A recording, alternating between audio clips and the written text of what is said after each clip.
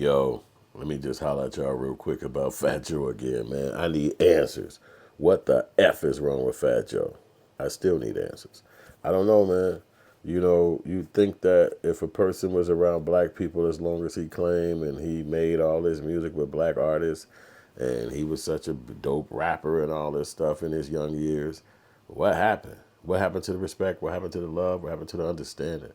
To be able to sit back and just diss black people in one big large voice and think that that's going to be gang, if you will. It's not. People are not going to respect that or accept it because who are you? If we claim who we are, who are you, excuse me, to say that we're not? What the F is this? Foundational Black Authority? Excuse me? You know that's not the name. And then what's Foundation Black Authority? Like, is that what you want to be? Because that could be a Freudian slip, but you thinking that you're going to be the foundational black authority.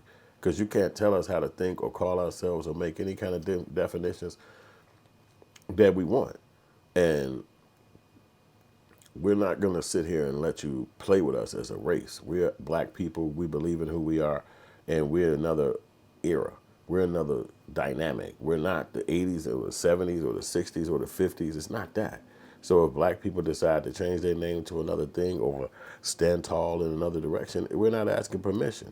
And for somebody like that brother who say he grew up in the Bronx and been around black people, you would understand it. But a lot of people online, they've been saying that Fat Joe has been identifying himself in a lot of his paperwork and forms in life as a white man. But he's a Puerto Rican. But he looks like a white person, and I guess they got some kind of thing that they can do if you a person from another country. I don't know, but that's what they've been saying. And then the way he talking, and then he say nigga so much, and it's like, dude, why you say nigga so much? You couldn't even say that around the country. That's what he don't know. You can't say that around everywhere you go. You can't walk around Chicago saying, "What's up, my nigga?" And you're a white boy or Puerto Rican. It's gonna be a problem. There's no way around it. Now, will some people let you do that? Of course, because it'll be your friends. It'll be people you know. It'll be like maybe family members. I don't know. But generally, you would not be able to do that. So I know that New York got a different world and it's a different place. It's more people, a lot more intermingling. In Chicago, it's extremely segregated. So when you drive to the black section, it's no other color, it's no other races there but black people. When you leave the black section, you go to the Hispanic section, it's no other black people, it's no other white. It's when you go to the white section, it's no Hispanics, it's no black people. Now, obviously, in all of these sections, you will see one or two families. You will see here, some kids getting off the bus. You will see that. You will see some, but generally, no, it's not. And it's been stuck like that in Chicago. It ain't even been like a conversation. It's not even on the news. It's like that's what it is. People stick to their little cultures and their towns and their neighborhoods, and that's just what it is.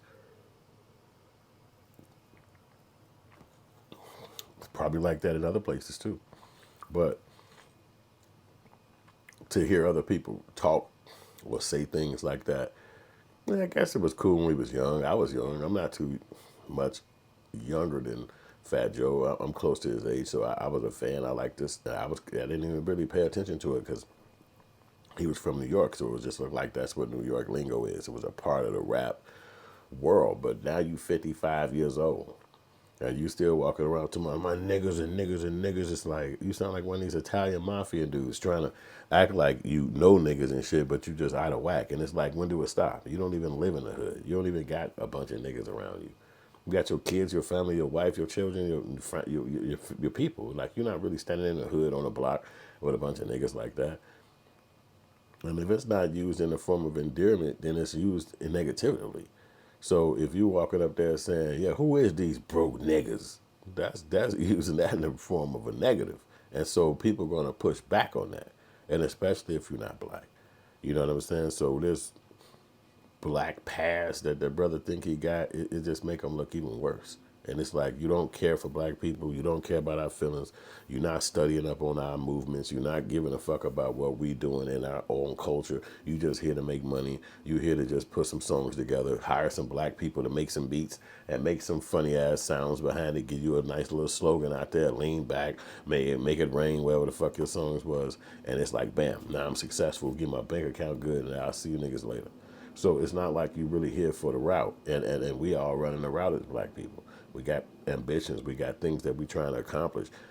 What those other cultures don't realize or understand is that rap is just one element of us. It's probably not even like a large element because it's elevated on television and media and TV and people make money from it and take care of their families.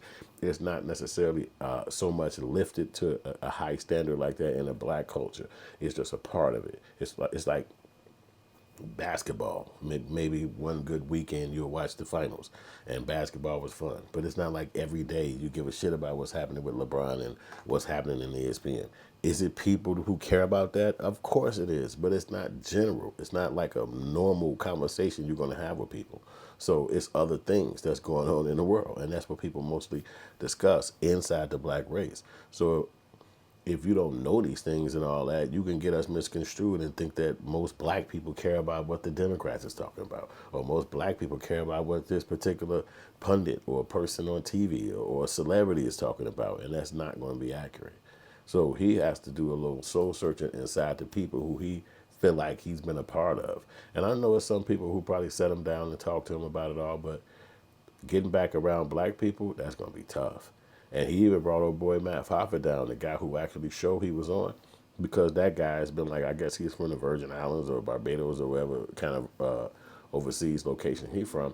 And it's not saying that black people are different, but what it is that most of those people have what's called or has been coined a tether mentality, which means that they're mostly connected to their homeland or their country they're from versus the black people here. But when you're around here, as the black people here, you dress like us, you kick it like us, you talk like us. It's not like you walk around speaking in the homeland language. You don't really hang with the people from the homeland. You kick it as a hip hopper. You kick it as a black American. So sometimes people have a problem with that, or I ain't gonna say a problem with it like in a negative way, but making it a issue, making a point about it, springing that out, like saying something.